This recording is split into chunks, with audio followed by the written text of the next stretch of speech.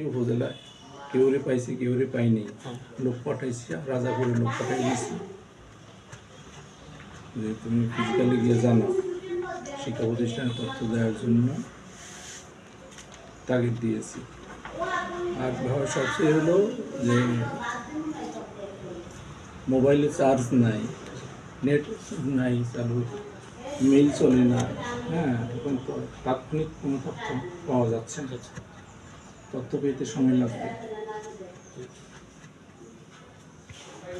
আপনারাও বরঞ্চ উপজেলায় নক করতে পারেন, উপজেলায় ওরা তো পাবে আগে, পেয়ে তারপর আমাদেরকে দিয়ে যে নলসিটির থেকে একজন শিক্ষক আসলে জিজ্ঞাসা করলাম আপনাদের ওখানে ক্ষয়ক্ষতি কেমন শিক্ষা প্রতিষ্ঠান, যেগুলো স্যার 3 শেড ঘর আছে, হ্যাঁ, বা পুরনো স্কুল আছে, ভবন আছে, সেগুলিতে কোনো ক্ষয়ক্ষতি হয়নি।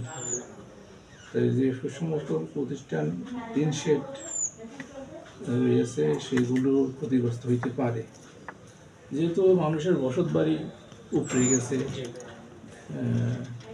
আমাদের স্টাফের 2 জনের তো ঘর পড়ে গেছে।